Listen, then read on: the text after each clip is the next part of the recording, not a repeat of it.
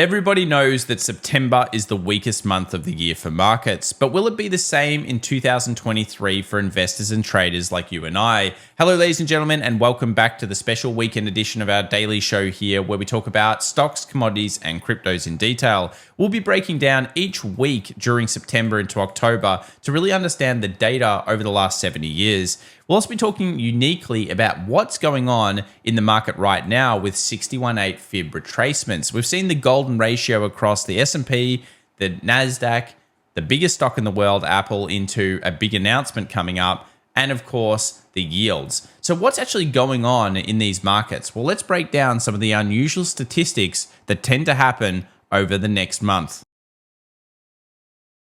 Well, welcome back everyone to the Daily Show, where we discuss markets around the world. And as always, we'll be covering the macro leading indicators and of course the hottest charts coming up today. If you like anything to do with markets, make sure to subscribe and of course smash the like button if you find value in today's video. We're going to be going through so much excellent data along with some sneaky dark pool transactions that Wall Street may have placed last week. Let's discuss the week in focus. Of course, it was all about big tech. It was all about buy the dip, and some of the semiconductors, including Intel, etc., did put on double-digit gains. Things changed a little bit after the jobs report on Friday, though. We saw some stocks sell off pretty heavily. Tesla sold 5, Broadcom sold over 5, and we saw energy spike through with a very strong weekly close, which we'll watch later in today's show. But let's get into the data. What happens during the month of September, in particular when we take into consideration this strong January that we saw this year? Well, it turns out that when we have year-to-date returns that are so strong into August, we tend to see some stats that are interesting. August weakness, that's expected. September, however, usually is 75% bullish in these cases, and 100% of the time by the end of the year. Now, of course, data is just data, but as we've mentioned several times before, in pre-election years, it does tend to be a pretty good run into the end of the year overall. But where does the problem arise? Well, you'll look at this chart and you'll say from the 1950s all the way to 2022, it seems like there's some problem with the back end of September. And you might ask yourself the question, why could that be? Now, if you pause the video here and your answer is options, then you'd be absolutely correct. Because of course, options is the key. It's all about monthly quadruple witching events. That's when all of the options expire basically together. And we usually see trillions of dollars at stake in terms of hedging and all other shenanigans going on in that market.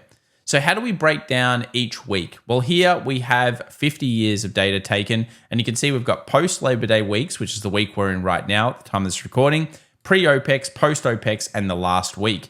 Here is where things get a little interesting. In this week, post-Labor Day, we tend to see a lot of 50-50 style markets. Follow the price action, maybe not that statistically relevant. However, let's take a look at pre-OPEX weeks. 30 positive versus 20 negative. Definitely a better stat in terms of the bulls. And then we get to the post-OPEX week, and this is where things get interesting. Only 17 of 50 post-OPEX weeks are positive. 33 are negative, and it brings with it the worst week of September by far. Then we tend to go into a 50% with an overall average of course, a weakness period in September. So will it focus on the same thing again? I think we'll know a lot based on the way we set up into those events. So don't forget this video, make sure to bookmark it and check out those stats in the future as well. We also know that we do tend to get some kind of sell-off or double dipping event during pre-election years. We've discussed that plenty of times on the market. We sold off in August, we've rallied up, and then we tend to actually get a sell into September, which can sometimes form a new low. Now, the new low is an interesting component. During years such as this, where we've had such strength at the start of the year, we tend to have a maximum drawdown of around 8%. This year so far, we've had 5. And of course, this is an interesting point. If we're going to get 8, where would 8 take us to? Well, funnily enough, it would take us to around 4,200 on the S&P 500, which is an incredible big structural demand zone previously seen obviously only a few months ago. So let's break down some other things a little bit more. What about for the investors out there, all of you guys that like to buy in the market? Is the market cheap right now? Well, historically, no, it's nowhere near the cheap enough. 18.85 forward PE is definitely an improvement. And a lot of this is also not only a sell-off in the market, but also a little bit of upgrading of some businesses across the board. But really, the 25-year average still sits at 16.77. And over on Twitter or x.com, we did post this beautiful chart here that shows you the peak to troughs over time. So basically you can see here when we've usually gone peak, what forward PE we were at, and when we've gone trough, what forward PE we get to. As we mentioned, many times you'll get to around a 15, 15 and a half, 16, and you'll have to say, wow, that's a damn good level. And actually the market got lower than this because of course we saw 3,400 and something for a few days last year in 2022. So is it a good time to buy as an investor? Well, it depends on the stock that you're buying. But I thought we'd discuss investment here for a second because of course Tesla just brought out their new Model S and X pricing tweaks.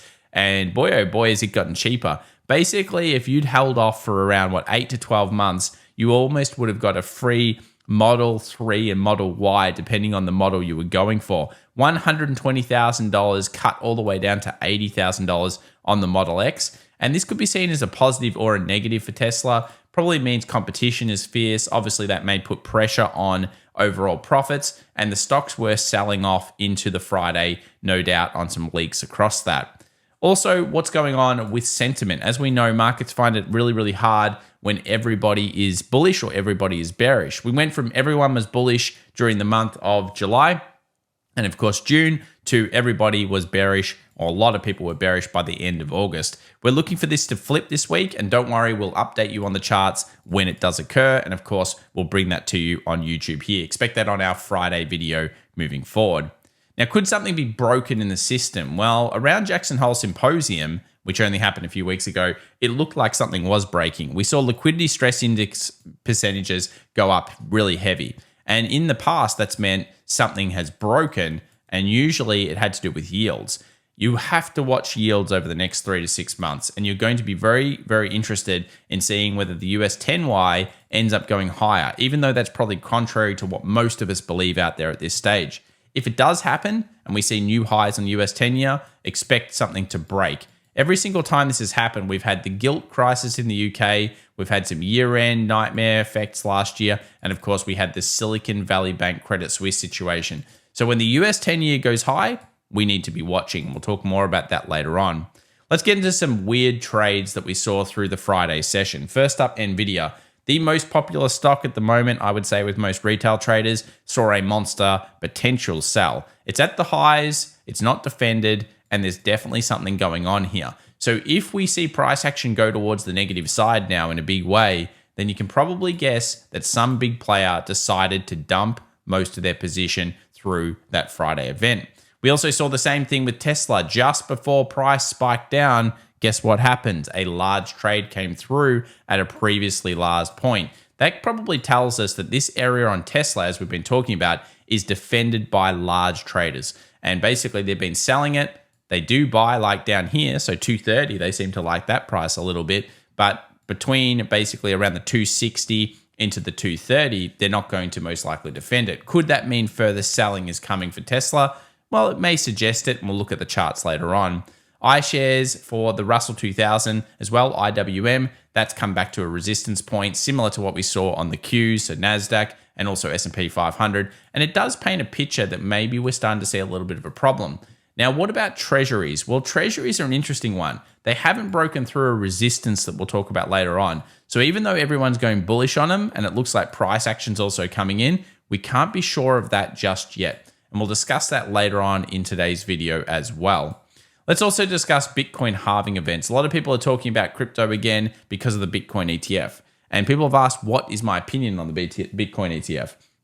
I think it's a huge deal because if you consider it long term, it's going to mean that money that has never really touched the Bitcoin stratosphere will be invested in. And the reason is because they'll just say, 0.5%, 1% of portfolio alternative investing. It'll open up the floodgates to so much large older money that has never touched this particular industry before. So am I bullish on it from that aspect? I believe so. However, we have to think about Bitcoin halving and Bitcoin halving events. We do tend to see a pretty weak September for Bitcoin, and what it tends to lead into is also a sell-off that sometimes happens around that 1,250-ish days. So we're getting into that. At the moment, this recording, we're around 50 days away from that point. So 50 days time, will we see a partial low for Bitcoin weakness in September, and then maybe even an opportunity to pick up some opportunities throughout those crypto coins. It's possible, and it's something that we need to consider, because when everyone starts talking about the halving event again, you'll know that people will start getting hyped. It usually is the catalyst for the next run. Let's discuss some things to do with markets right now in terms of options. What's going on? Well, it was large trades across Tesla, Nvidia, no surprises. It was on the call side mostly. And this could be actually Wall Street sucking in a lot of retail traders as well to getting bullish, yet pushing it negative. We also saw Broadcom put in a negative 5.5 on Friday. So it'll be interesting to see how they trade this week. Overall, calls were bigger than puts. First time this percentage jumped out a little bit, and we saw pretty much average volume. So 54% calls, 46% puts into the month of course, September. So yeah, this week can be volatile. We know it's Labor Day. What about rotation? Well, we've seen a big inflation rotation recently. Metals, thanks to potential China stimulus coming, have been going wild. We've also seen energy pick up through the Friday, and defensives remain very weak down the bottom here in 5-day rotation. That shows us that whatever the sell-off was, yeah, it wasn't really a broad-based sell-off. Generally, you'll see Wall Street go into things like healthcare, financials, and staples just before everything goes really bad. And I don't mean financials, I mean utilities. So financials would usually get smashed for sure. So what we haven't been seeing is a very defensive stance by the bigger funds. In fact, the funds have really been just picking up these things like metals and energy. And it's interesting that they're breaking out at this time as we saw yields spike back up after those jobs reports. Let's now jump into the charts themselves, though. We'll look at the US 2-year versus 10-year. No reinversion yet. So what we're looking for this to uninvert and then basically go below 1%. If that happens and we see the jobs numbers as they're starting to play out, which obviously was unemployment spiking up a little bit there, but overall the jobs numbers, weaker, but certainly around the line. If that starts to get worse, then we usually are around 3 to 6 months based on inversion of yield curve from a US recession. Now, that doesn't mean that the US recession is going to be weak, but the less people that talk about it, technically the more likely it's going to happen. And if we uninvert, that's when you should be most scared. So somewhere around when it goes underneath 1%, that means that usually something's going on. We need to watch unemployment even more closely then. For now, I wouldn't worry about it. It's not really the concern. Let's also move over to treasuries. Could treasuries be in an inverse head and shoulders? That's what everyone's asking themselves. We don't want to necessarily predict an inverse head and shoulders. Instead, what we want to be doing is we want to say, okay, did we break through 97.38 yet? The answer is no. Did we therefore make a new high? No. So have we changed trend?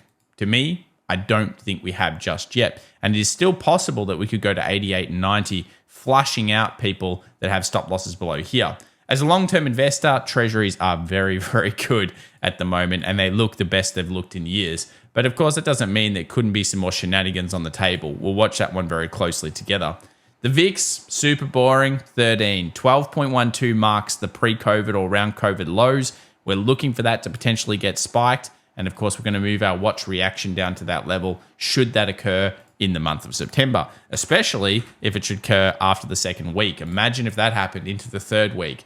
It's certainly a warning bell where you'd be saying, wait a second, I think there could be some volatility just around the horizon. The VVIX, or volatility of the volatility, spiked a little bit on Friday. We're looking for that to continue its way up.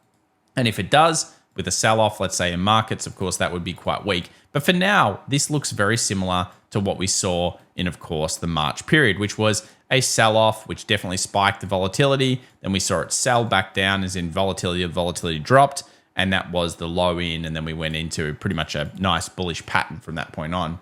This also marks a point for the bulls here as well in the lows in, which is the percentage of stocks above 20-day moving average. It's pretty rare to see this thing go down to the 20s or underneath 30 and then go all the way back above 50. It put in a 56.1 after Friday, which kind of shows you that there's a little bit more recovery than normal. And if you go back through history, you'll see what I mean about sell-offs and when markets go back up to these points. Even though they might dip again, a lot of the time they do end up rallying. We'll discuss that later on should we get to it. The skew ended up just selling a little, but overall the skew pushed back up. Again, not necessarily good for the bears out there. And this is an interesting point. We're looking for a breakout and close for things such as copper and also iron ore. Everyone's been jumping on the metal train at the moment. We've talked about that a little bit with things like iron ore, metals like BHP, etc., etc. However, what we're discussing here is, have we actually broken out of our October contracts yet? The answer is no. Will we close above? I would be very interested in a trade such as that, just to see that people are really front loading this idea that maybe China is about to put stimulus in. The US dollar moved very drastically last week. Take a look at this weekly close. It's a massive, big weekly rejection. And of course, we discussed the idea there could be a trend change in that was going to push somewhere into this zone here, about 104. Well, non-farm payrolls absolutely destroyed that. So what happened was we saw the low, we saw the break, we saw the pickup. In here, we were looking for a turn. We got nothing. And it just kept going and going and going. Now, there were some interesting trades that you could have taken around the non-farm payroll. We did so in our private group. We discussed the idea of a very quick scalp that happened into the event. But realistically, this was a little strange. It kind of points towards higher US dollar.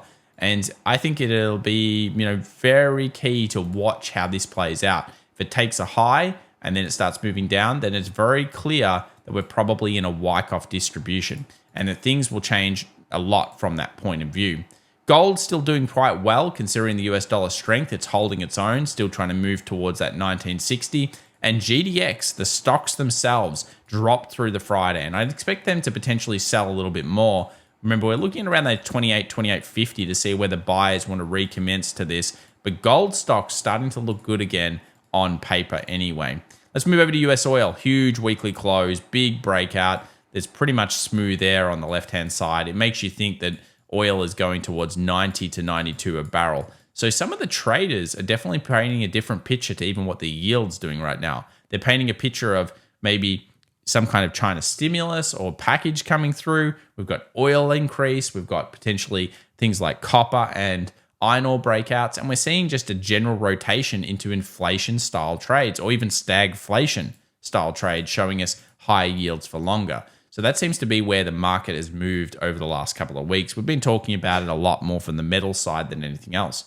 Let's have a look at individual stocks before we go to indices. First up, individual stock AAPL held itself into its big announcement coming up, and it's basically at a point where it could turn around.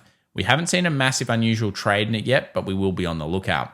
Semiconductors, this is just SMH, and you can see here again at the resistance, looking to see what happens next. We saw that big trade in Nvidia. Will there be follow through towards sell-offs? Then we get to Tesla. They cut the prices. They went back up. Just before it hit that really critical level, we saw a sell. Now, remember, we actually thought that we could get down to 210 and 200 before, and we got to 212, and then we saw that nice little island reversal that's ripped us up to this level.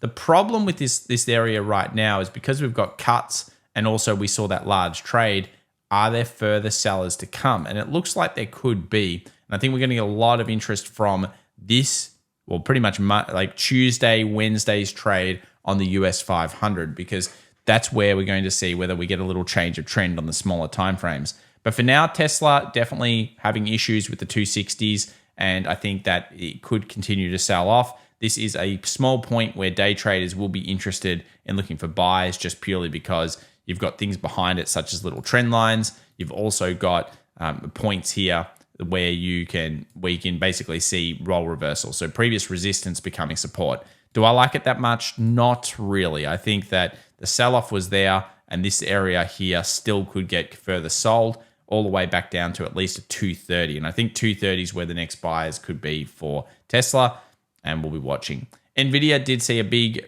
event, so obviously a big trade up here. Is it a sell? We'll find out. Is it a buy? I kind of doubt it.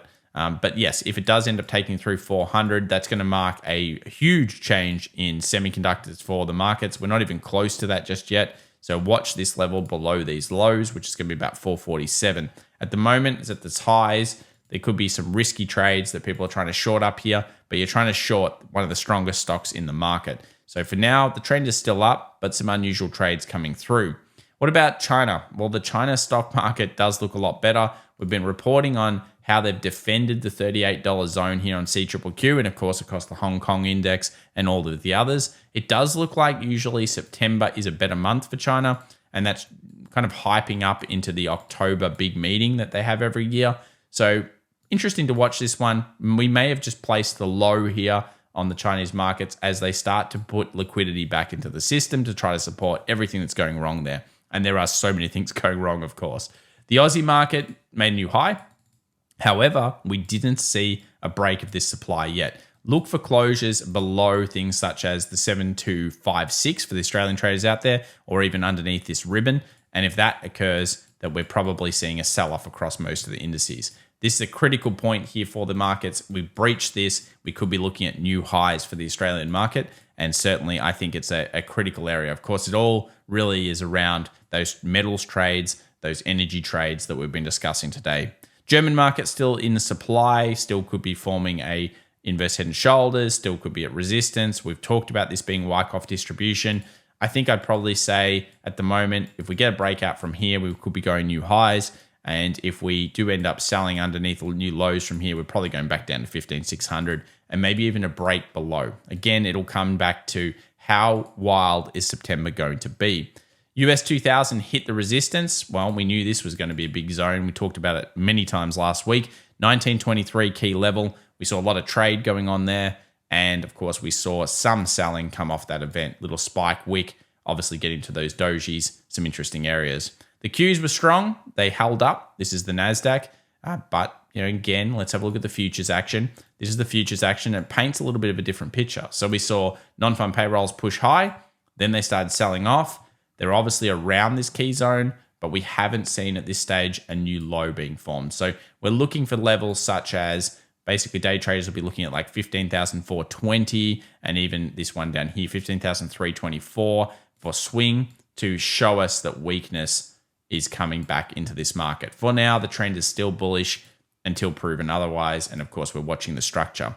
The US 500 gets a little bit more interesting, but again, this is a key level here, which is the 44.90. We'll be watching that very closely, but it has started to do a little turn. This is kind of pointing towards possibly weakness after this run. It makes sense. It's at supply. It's at the most traded zone. There's been a lot of trade through here. So this is a critical zone and really the last point where the bears have to push if they want to actually take back September being the weakest month, get a bit of flip-flop this week, then maybe rally it the next week, and then maybe sell it, possibly even into a 4,200. I'm not discounting it. It is possible based on what we've seen on this channel as we go through those pre-election years. We know the double dip is a very normal strategy for these particular years. And I think a lot of people aren't discussing that. Now, we do like crypto at the moment. Obviously, I've been crapping on about Bitcoin a bit more recently here on the channel. I still think it could go lower, but a lot of people are calling this two dojis. I guess you could say that. So there's two dojis here. We obviously have a low and we have a high. A lot of people's strategy is it close below or close above the doji, and you tend to get, big movement. Yeah, I think it is coiling. It does point itself towards easy negativity at the moment. And if we do break down, of course, that's 22,000. I think they're both cases here, and I'm not really going to call any direction on it just yet. But I think the lower we go on Bitcoin, it's certainly going to be, I feel like a very bullish kind of catalyst moving forward into the next halving event. And I know you might you might disagree, you might think, what the hell? But I think that it's a big deal when you take a huge percentage of the world's population that have a lot of money and you say to them, here's an easy way of owning it that isn't embroiled in all sorts of problems that we all know that tends to run with the crypto world. And I think that's going to be pretty important here for this and the longevity of the next rally. So watch this chart, watch the lows, watch the highs, and obviously break down the small timeframes. At this stage, the markets have been very, very quick. So you can see here what level you're looking at taking, 25,220, and that could expose that 22,000 low at the point. Let's have a look now at the week ahead. So let's take a look at what's going on. So of course, we've got bank holidays, closed market Monday. We'll be doing, as we said, the Tuesday open. Then we see the RBA statement. That'll be an interesting one to see what other central banks are doing with rates at this stage. Same thing here with Bank of Canada, ISM Services PMI, 10 a.m. New York time.